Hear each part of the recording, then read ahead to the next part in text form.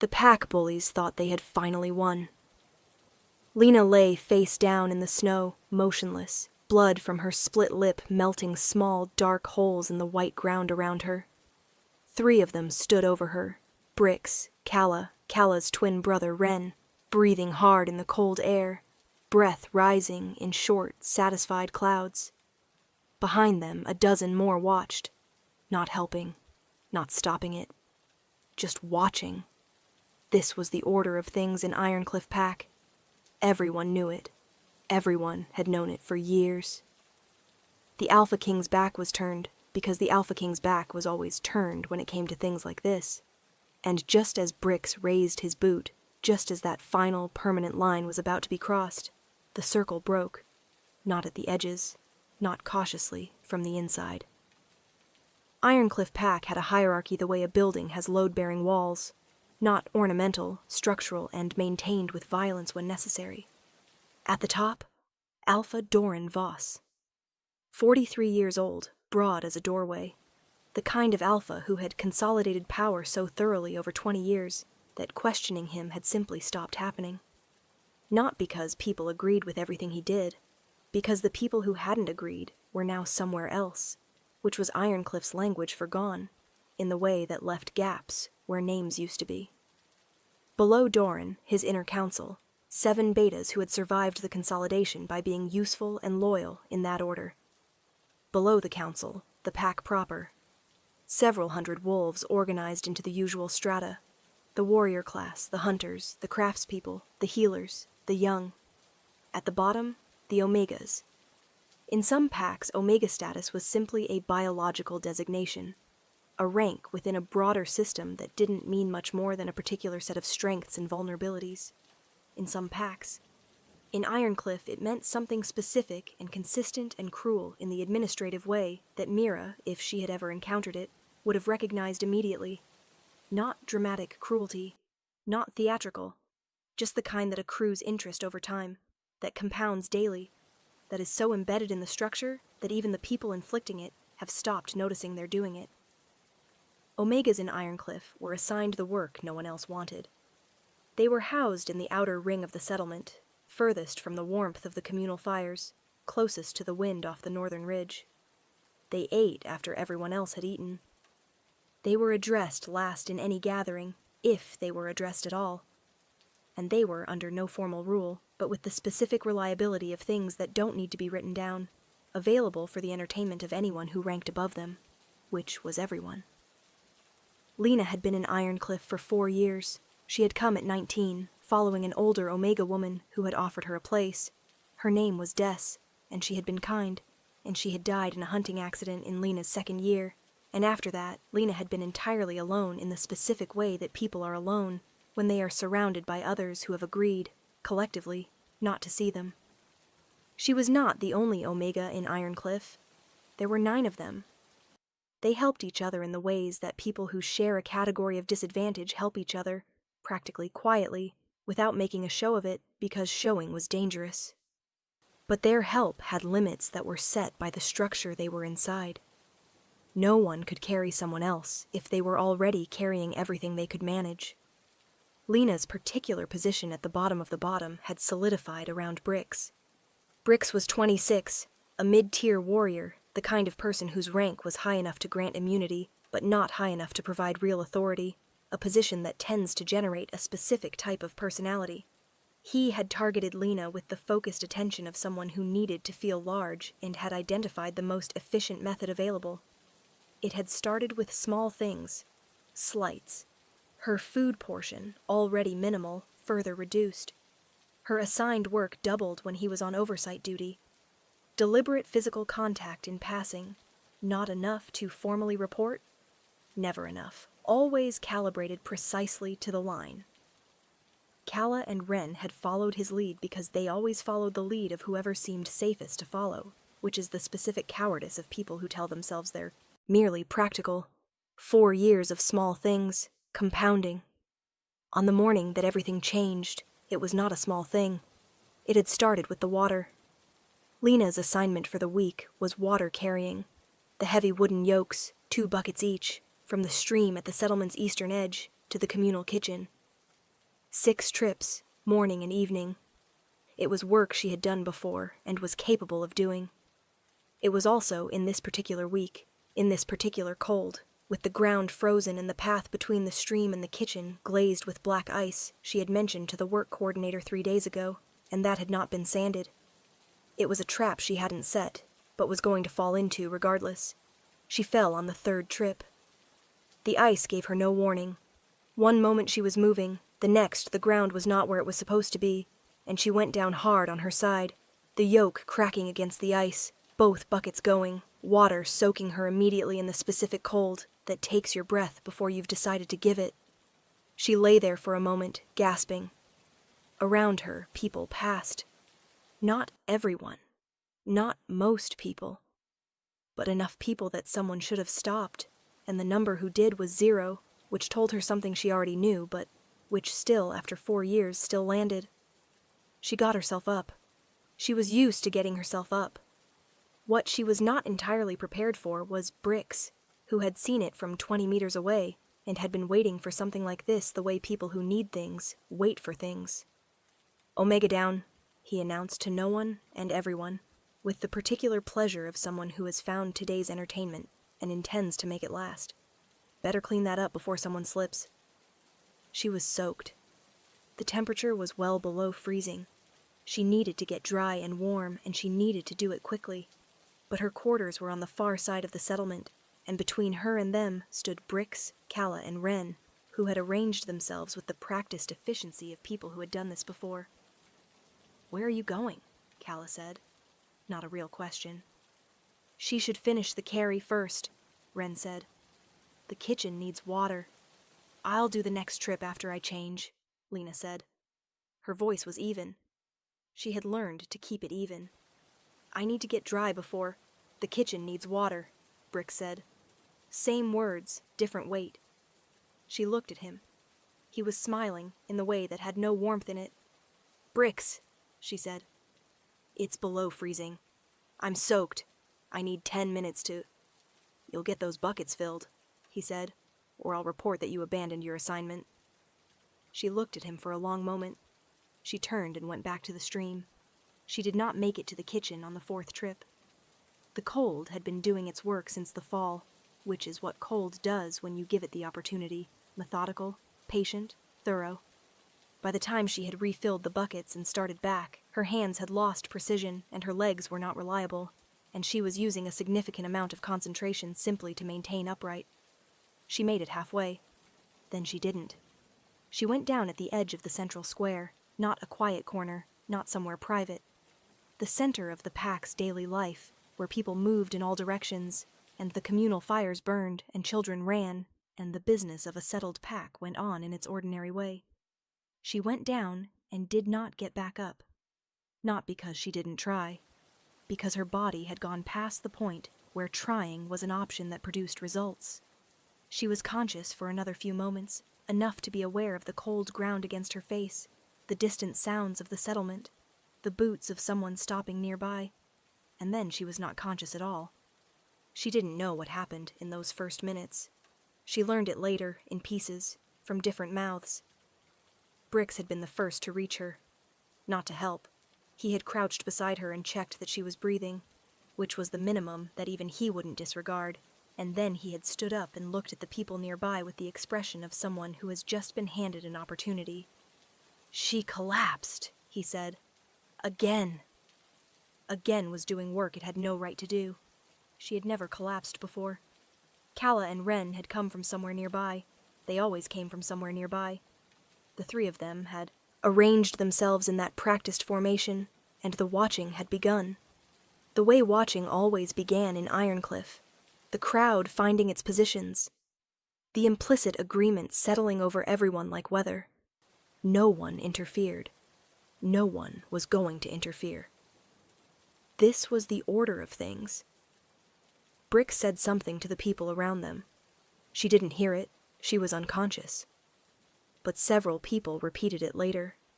He had said that this was what happened when Omegas couldn't manage their assignments, that the pack's resources had been going toward people who couldn't contribute, that someone ought to report this to the Alpha Council. All of this was the scaffolding for what he intended to do next, which was the thing that crossed the line he had been approaching for 4 years. He had gotten close before. He had learned the line well, had calculated precisely where it was.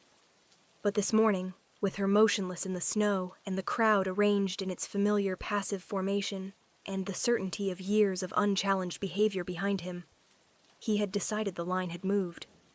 Ren saw it in his face, told his sister. She looked away, the specific cowardice of someone who doesn't want to watch, but won't stop it either. Brix raised his boot. What happened next was not one thing. It was 50 things simultaneously in the span of a few seconds. The first was Torin. Torin was a mid-rank hunter, 29 years old, 3 years in Ironcliff. He was not particularly large, not particularly aggressive, not the kind of person who had ever distinguished himself in any direction. He had watched the situation from 40 feet away, with the particular internal conflict of someone who knows what they are watching and has not yet decided what to do about it. He decided. He moved from where he was standing to where Lena was lying in a straight line, at a pace that was not running, but was not walking, and he placed himself between Brix's raised boot and Lena's unconscious body. He didn't say anything. He just stood there. Brix looked at him with the expression of someone whose arithmetic has suddenly produced the wrong answer. "Move," he said. Torin didn't move. What happened next happened fast. Brix took a step toward Torin, and someone else moved. A woman named Seta, a craftsperson, 40 years old, who had been watching from the edge of the square with her arms crossed, and an expression that suggested she had been adding something up for a long time, and had just arrived at the total. She walked to Torin's side and stood there. Then someone else. Then 3 more. Then, and this was the moment, the specific moment that people would describe later with the particular precision of those who understood they were watching something that would matter. The shift happened in the crowd's quality. The passive formation, the arrangement of watchers who had agreed not to see, broke along invisible lines and reformed as something else entirely. Not all of them. Not even most of them. But enough. Enough that Brix looked up from Torin and saw not a crowd watching him, but a crowd watching him, in the different way. The way that counts weight rather than spectacle.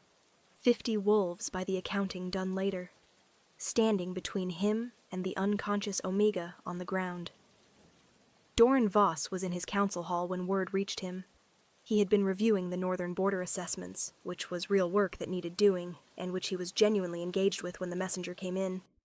He listened to the report with the particular stillness of someone who is aware that their response to this moment is going to be significant regardless of what it is. He had known about Brix. He had known about all of it, the assignments, the small cruelties, the specifically calibrated harassment that everyone in his pack knew about, and no one had formally brought to him because bringing things formally to Doran Voss required a courage that the structure he had built over 20 years had systematically discouraged. He had told himself that minor social conflicts resolved themselves, that pack hierarchies self-corrected, that his attention was better directed at the actual governance problems that required an alpha's focus. He had told himself these things, and they had been convenient, and they had been, he was understanding now with the specific unpleasantness of a mirror held at an unexpected angle. Exactly that. Convenient. He went to the square. What he found was this. Lena, still unconscious, in the center. A wolf named Torin crouched beside her now, his cloak removed and wrapped around her. Someone else, he didn't know the name immediately, holding a heating stone that had come from somewhere. The immediate medical response of people who had been waiting for permission to help and had simply decided, at a certain point, to stop waiting. 50 wolves arranged in a loose semicircle that was not aggressive, not performative, but unmistakably present. Brix, Kala, and Ren at the edge of the square, the specific frozen quality of people who have been caught in the middle of something and are recalculating rapidly. And the crowd, his pack, watching all of it with an attention that had nothing passive in it anymore. Doran Voss stood at the edge of his own square and looked at what his pack had done, and what his pack had allowed, and what it had taken to produce this moment, and he was quiet for a long time. "Take her to the healing house," he said. His voice was very even. Torin looked up at him. There was something in that look. Not hostility, not exactly, but a clear-eyed assessment that Doran recognized as the look of someone who has stopped performing deference and is now simply evaluating. "Already planned," Torin said. Doran held his gaze for a moment. "Good," he said. He turned to Brix. What happened to Brix was not fast.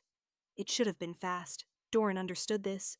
Looking back, understood that the pattern of small permissions he had extended over years had required correction at each point, and had not received it. What happened to Brix at the end was the accumulated weight of what should have happened earlier, arriving all at once, which was not the same as justice, but was the closest approximation available.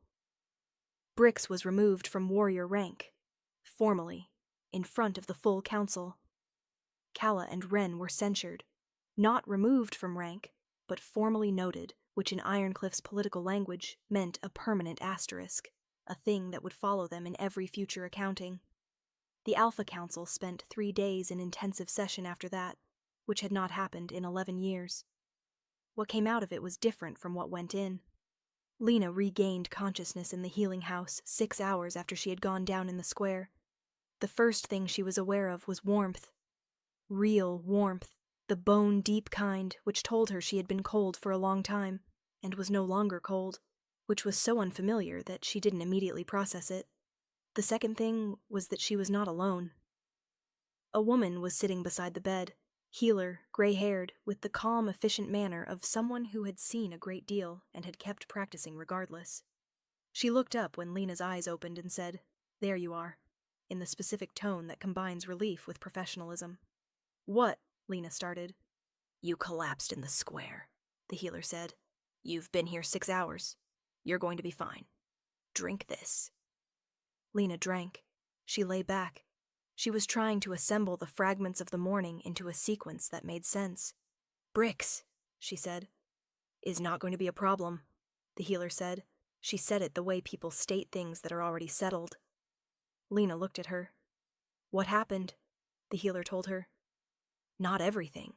The full account came later, in pieces, from different people. But enough."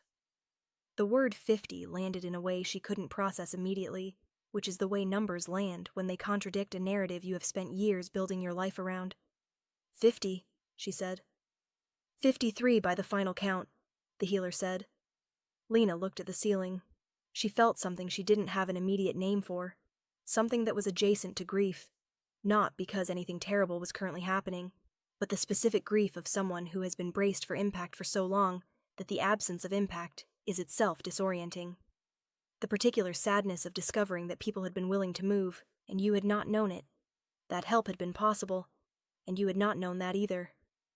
She pressed her lips together and did not cry, because she had taught herself not to cry in front of people, and the habit was deep. The door opened. Torin came in. She did not know his name yet. She would learn it. He was unremarkable to look at. Medium height, dark-haired. The kind of face that was pleasant without being striking. The kind of person you could overlook in a crowd. He had his cloak back now, the one he had wrapped around her in the square, and he was holding something. He held it out. Tea. The real kind, the warming kind. The kind that cost something to source properly. "They said you'd be awake by now," he said.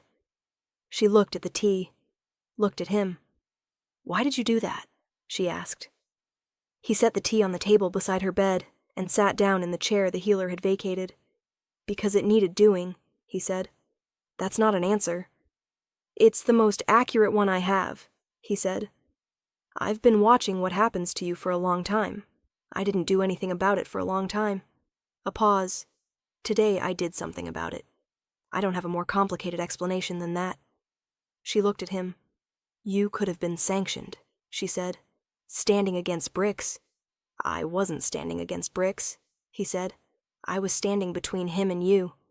Those are different things." She was quiet for a moment. 53 people, she said.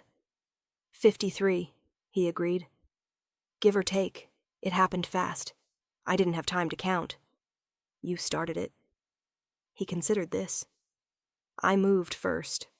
Whether I started it, or whether I was just the first person to do what most of them were already deciding to do." He paused. "I don't think that's mine to claim." She looked at him with the direct, undefended attention of someone who has spent so long making herself invisible that she has forgotten she doesn't have to anymore, and is now, carefully, in this specific warm room, with this specific cup of tea, beginning to remember. "Tell me your name," she said. "Torin," he said. "Torin Ashvale, mid-rank hunter. 3 years in Ironcliff. Previously, mostly irrelevant." A pause, hoping to change that last part. Something shifted in her chest. Not dramatically. Quietly, the way a frozen thing begins to thaw, gradually and then more rapidly than you expected. "Lena," she said. "I know," he said. "I know your name. I've known it for 2 years. That's one of the things I should have done something about sooner." He held her gaze steadily. "I'm sorry, for the time it took." She sat with this. The apology and what it meant. Not an apology for what Brix had done, but for his own silence. For the 2 years of knowing and not moving. She understood that distinction. She respected it. "Thank you," she said, "for moving today." "Yes," he said. "I'm going to keep moving. If you want that." She looked at him. She thought about 4 years. About Des, who had been kind and was gone. About the ice on the path that no one had sanded. About the specific loneliness of existing inside a community that had agreed not to see you. And the specific, strange, almost unbearable feeling of being seen. "I want that," she said. The Ironcliff Pack Council meeting 3 weeks later was the longest in 11 years. Doran Voss sat at the head of the table, which was where he always sat. But the quality of the session was different from any he had presided over before. The difference was difficult to articulate precisely, but was present in specific ways. The council members spoke in longer sentences. They contradicted each other more, and more directly. A woman named Seta, who had never spoken in a full council meeting before, made a formal motion regarding Omega housing allocation, and it passed. Doran listened to all of it. At the end of the session, he said, "The Northern Border Assessment needs completion by the end of the month. I'll need input from Torin Ashvale's hunting division on terrain mapping." He paused. "Also," he said, "I'll need a report on every Omega work assignment in the settlement. I want to review the equity of current allocations." The council was quiet. "Starting next week," he said. "Before the end of the month." He closed the session. Lena walked out of the healing house on the 7th day. Her legs were still not entirely reliable, and she walked with more care than usual, but she walked. Torin was outside, not waiting in a way that suggested he had been there long, but present in a way that suggested he had been paying attention to the timeline. He fell into step beside her without asking, which was the right decision. Asking would have made it a transaction. Walking was simply walking. She had moved from the outer ring accommodations. That had been Seta's motion. Emergency housing. Reassignment for Omegas, currently assigned to the uninsulated outer ring, pending the broader review. Lena's new quarters were in the middle ring, with a proper window and a hearth that actually worked. Small things. "Where are you going?" Torin asked. "The herb garden," she said. "I want to check what came up through the freeze. Mind if I come?" She looked at him sideways.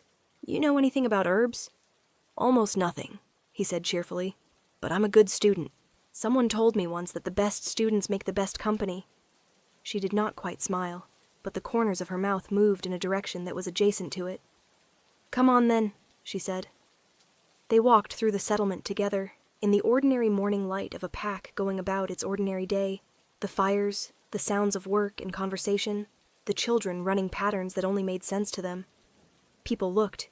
Some of them were the same people who had been watching on the morning in the square, and their watching now had a different quality to it.